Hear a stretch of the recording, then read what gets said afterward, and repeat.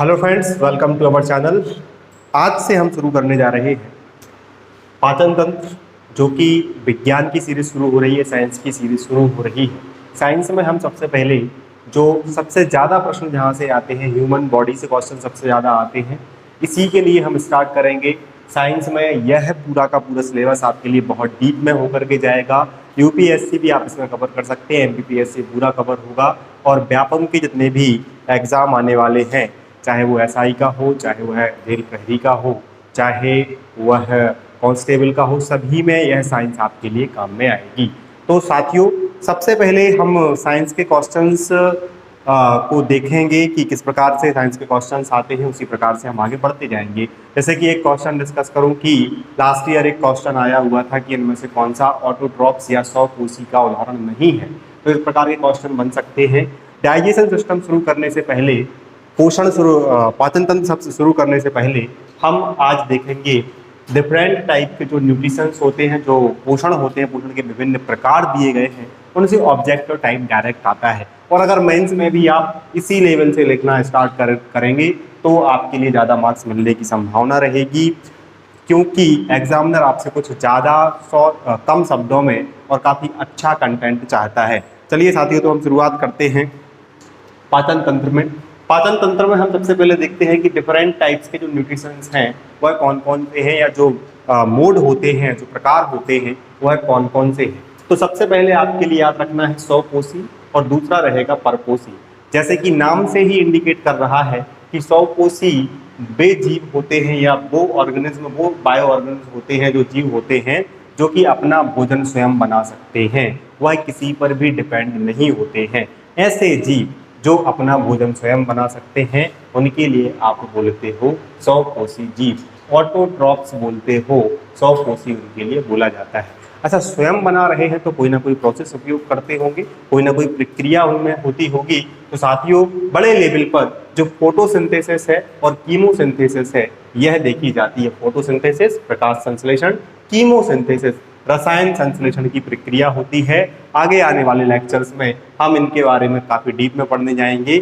इसीलिए अभी आपको सिर्फ याद रखना है कि सौपोषी जो जीव होते हैं वह अधिकांशतः, ऑटोट्रॉप्स जो होते हैं वह फोटोसिंथेसिस, प्रकाश संश्लेषण, कीमोसिंथेसिस, रसायन संश्लेषण का उपयोग करके अपना भोजन बनाते हैं। उदाहरण देखते हैं हम कौन कौन से। जैसे कि प्लांट्स, पौधे होते हैं, पेड़ होते हैं, वह प्रकाश संश्लेषण और रसायन संश्लेषण की प्रक्रिया से अपना भोजन बनाते हैं, सभी को पता होगा। डायटम्स, जो कि समुद्री ऑर्गेनिज्म होती है, जो कि एक घास के तौर पर आपको देखने के लिए मिलते हैं, तो यह भी होते हैं डायटम्स, जो रसायन संश्लेषण के द्वारा अपनी जो भोजन है वह बनाते हैं।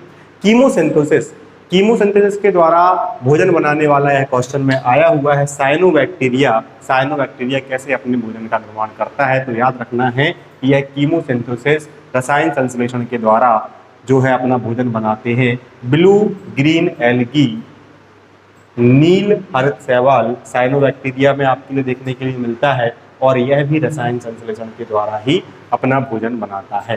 तो साथियों, सौपोषी आप समझ चुके होंगे कि ऐसे जीव जो अपना भोजन स्वयं बनाते हैं, इसमें कौन सी प्रोसेस वह उपयोग करेंगे, प्रकाश संश्लेषण या फिर रसायन संश्लेषण की प्रक्रिया बड़े लेवल पर उपयोग की जाती है। इनके अलावा कुछ और भी होती हैं, उनको हमें ध्यान नहीं रखना है, क्योंकि हम सामान्य विज्ञान पढ़ने जा रहे हैं, जनरल साइंस यहाँ पर पढ़ेंगे। तो जनरल साइंस में अब हम पोषण के विभिन्न प्रकार में आगे बढ़ते हुए देखते हैं, परपोषी जीवों की ओर आते हैं, परपोषी ऑर्गेनिज्म की ओर आते हैं कि क्या होते हैं।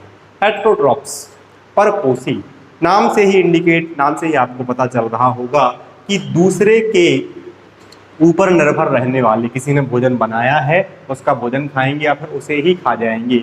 जो भोजन बना रहा है या फिर जो भोजन के रूप में उपयोग किया जा सकता है जीव, उसे के लिए ही खा जाएंगे, वह क्या रहेंगे, परपोषी रहेंगे।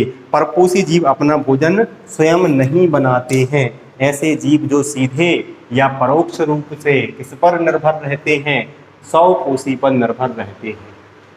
परोक्ष या फिर प्रत्यक्ष रूप से, ठीक है, अप्रत्यक्ष या प्रत्यक्ष रूप से किस पर निर्भर रहेंगे, परपोषी सौपोषी पर निर्भर रहेंगे, स्वयं अपना भोजन नहीं बनाएंगे। इनके लिए कहा जाता है हेटेरोट्रॉप्स। जैसे कि शाकाहारी जीव, अगर मैं बात करूं परपोषी की, तो बहुत सारी कैटेगरीज इसके अंतर्गत हैं। कुछ महत्वपूर्ण कैटेगरीज मैंने यहाँ पर लिखी हुई है, कुछ जो महत्वपूर्ण उदाहरण है वह हमें याद करने पड़ते हैं, वह मैंने यहाँ पर लिखे हुए हैं। चलिए साथियों, सबसे पहले हम परपोषी के अंतर्गत देखते हैं शाकाहारी के लिए। शाकाहारी क्या होते हैं? हर्बीवोरस इनके लिए इंग्लिश में बोला जाता है। ऐसे जीव जो सिर्फ और सिर्फ पेड़ पौधे पत्ते खाएंगे, शाक खाएंगे, जीवन पर्यंत मांस का सेवन नहीं करेंगे, प्राण चले जाएंगे लेकिन मांस नहीं खाएंगे साहब, उनको बोला जाता है शाकाहारी जीव। शाकाहारी उनके लिए बोला जाता है, कभी भी यह मांस नहीं खाएंगे। ऐसे जो जीव होते हैं उनमें आपने देखा होगा गाय, बकरी और कई जीव होते हैं। सिर्फ उदाहरण के तौर पर मैं समझा रहा था कि यह जीव क्या है, प्राण जाए पर मांस ना खाएं, कभी भी मांस नहीं खाएंगे, उनको बोला जाता है हर्बीवोरस। अब आते हैं मांसाहारी जीवों पर। ऐसे जीव जो किस पर निर्भर रहेंगे? जो शाकाहारी जीवों को खाएंगे, जो कि हर्बीवोरस प्राणियों को खाएंगे, यह कभी भी शाकाहार करते हुए आपको नहीं दिखेंगे। यह सिर्फ और सिर्फ मांस पर डिपेंड होकर के या फिर दूसरे जीव पर डिपेंड होकर के अपना भोजन बनाते हैं या भोजन ग्रहण करते हैं। ऐसे जीवों के लिए कार्निवोरस जीव, जिनमें शेर, बाघ, तेंदुआ आदि आते हैं, तो इनके लिए बोला जाता है मांसाहारी, जो सिर्फ और सिर्फ मांस पर अपना जीवन निर्वाहन करते हैं, मांसाहारी जीव कहलाते हैं। अब बात करते हैं सर्वाहारी। साथियों, मानव सर्वाहारी है, मांसाहारी है, शाकाहारी है, यह आपको कमेंट में करके बताना है। अगले लेक्चर में मैं बताऊंगा कि मानव किस कैटेगरी में सबसे ज्यादा सूटेबल होकर के रखा जाता है। तो अब आते हैं सर्वाहारी जीवों पर। ओमनीवोरस जीव, ऐसे जीव जो शाक और मांस, सब्जी भी खा लेंगे, मांस भी खा लेंगे। ऐसे जीवों में क्या है, सर्वाहारी जीव होते हैं, जो मांसाहारी और शाकाहारी दोनों प्रकार की पद्धति से अपना जीवन निर्वाहन कर सकते हैं, रह सकते हैं। उनमें सर्वाहारी रहा जाता है। जैसे कि इसमें बिल्ली आ जाएगा, मांस भी खा सकती है, आपके घर की रोटी भी खा लेगी, दूध भी पी लेगी। कुत्ता, कुत्ते को आप रोटी दे दोगे, वह मांस भी खाता हुआ दिख जाएगा। और मानव भी क्या है, नॉनवेज भी खाता है, वेजिटेरियंस भी होता है। तो साथियों, जो मानव रहेगा वह सर्वाहारी में, कुत्ता रहेगा सर्वाहारी में और बिल्ली भी रहेगी सर्वाहारी में। कैट फैमिलीज में, बिल्ली के परिवार में सिर्फ और सिर्फ बिल्ली है जो कहाँ पर है, सर्वाहारी में है। बाकी सब उसके मांसाहारी परिवार के सदस्य होते हैं, उसकी फैमिली के सभी सदस्य मांसाहारी होते हैं। चलिए, अगला जो एक कैटेगरी है वह है साथियों नरभक्षी या फिर सौजाति भक्षी। सौजाति भक्षी या फिर नरभक्षी, कैनाबिल्स इनके लिए इंग्लिश में बोला जाता है। क्या होते हैं ये? नरभक्षी से कंफ्यूज मत होना कि सिर्फ और सिर्फ नर के लिए खाएगा, मादा के लिए नहीं खाएगा, नहीं। इसका तात्पर्य होता है कि वे जीव जो अपनी ही स्पीसीज, अपनी ही जाति के लोगों के लिए खाना पसंद करते हैं या खा लेते हैं, उनके लिए क्या बोला जाता है? उनके लिए बोला जाता है, उन जीवों के लिए बोला जाता है नरभक्षी। ऐसे जीव जो अपनी ही जाति के जीवों को, मैंने एक सेकंड पहले लोग बोल दिया था, उसके लिए जीव से आपको रिप्लेस करना है।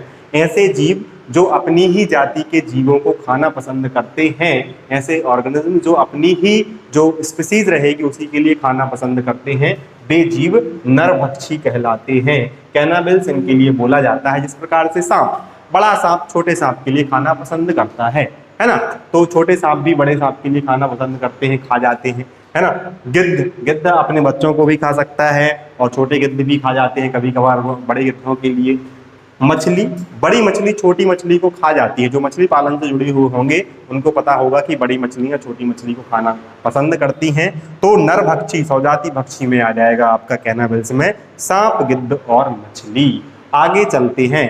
आई होप कि आपको यहाँ पर समझ गए होंगे कि हम क्या पढ़ने वाले हैं अगले कुछ लेसन्स में, क्योंकि यहाँ पर आपको कंसेप्ट थोड़ा सा क्लियर होगा, धीरे धीरे से और चीज़ें खुलना शुरू हो जाएंगी। कल के लेक्चर में हम पढ़ेंगे पाचन तंत्र, मानव के पाचन तंत्र से शुरुआत करेंगे और मुख से लेकर के हम पूरा पाचन तंत्र उसका देखेंगे।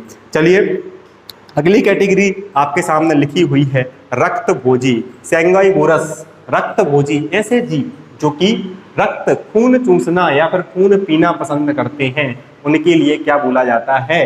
रक्त भक्षी, सैंगाइवोरस कहा जाता है। इनमें आपके लिए काफी महत्वपूर्ण 3 नाम याद रखने हैं। एक खटमल हो गया, एक जोंक हो गई और एक मच्छर हो गया।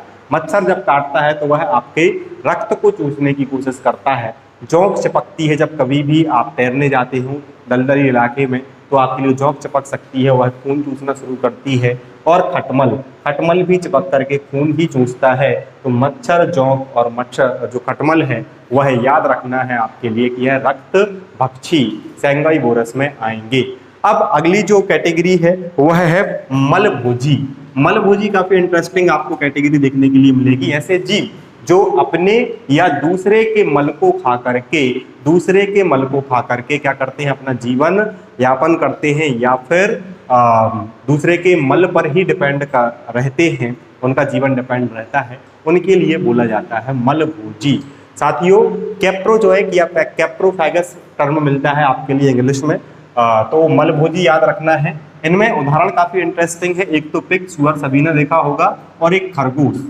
खरगोश क्यों मल खाता है? यह स्वयं का मल खाता है, दूसरे का मल खाना पसंद नहीं करता है, यह स्वयं का मल खाना पसंद करता है। खरगोश का जो मल होता है वह काफी मीठा भी होता है। तो साथियों इसमें मैं आपके लिए 2 या 3 क्लासेस बाद बताऊंगा कि खरगोश अपना मल अगर नहीं खाएगा तो क्या होगा। मैं इनडायरेक्ट आपके लिए बताता हूं कि अगर वह मल नहीं खाएगा तो वह मर जाएगा, उसका कारण मैं बताऊंगा आज से 2 या 3 क्लासेस के बाद। चलिए अगला जो कैटेगरी है वह है स्क्वेंजर्स की। स्क्वेंजर्स वो होते हैं जो मृत जीवों के ऊपर एक ग्रुप में आकर के उसको खत्म कर देते हैं, उसके लिए खा जाते हैं और सफाई कर देते हैं उस एरिया की जहां पर भी जो कोई भी मृत जीव या फिर गंदगी डली हुई है। ऐसे जीवों में आपकी चींटी, गिद्ध और चील वगैरह आते हैं। स्क्वेंजर्स की श्रेणी में आपको रखना चाहिए। चलिए साथियों, तो यहाँ तक था हमारा आज का लेक्चर। हमने देखा है सौपोषी और परपोषी जीवों के बारे में, बेसिक आइडिया लिया है। धीरे धीरे हम क्लासेस को आगे बढ़ाते जाएंगे और इनसे ही जुड़े हुए कई क्वेश्चंस आपके सामने आते जाएंगे। तो यह जो कोर्स है वह सारा का सारा आपके लिए यूपीएससी से लेकर के व्यापम के सभी एग्जाम को कवर करने की मैं इसमें कोशिश करूंगा, ताकि जो साइंस है वह आपका एक भी प्रश्न मेरे लेक्चर से बाहर ना जाए। टेस्ट सीरीज भी आपको साइंस की मिलेगी। मैं आपके लिए आने वाले जो लेक्चर्स हैं उनमें मैं अपनी ऐप की लिंक डाल दूंगा या डिस्क्रिप्शन बॉक्स में अपडेट कर दूंगा, तो आप उसको डाउनलोड कर करके हमारी जो टेस्ट सीरीज है वह परचेज कर सकते हैं। बेहद कम अमाउंट में वह रहने वाली रहेगी। तो मिलते हैं साथियों हम अगले लेक्चर में। धन्यवाद। साइंस आपको इसी चैनल से पढ़ना है और हमारी टीम आपके लिए, आपके सिलेक्शन के लिए प्रतिबद्ध है। पूरी की पूरी टीम आपके साथ जुड़ी रहेगी। Thank you so much. जय हिंद, जय भारत।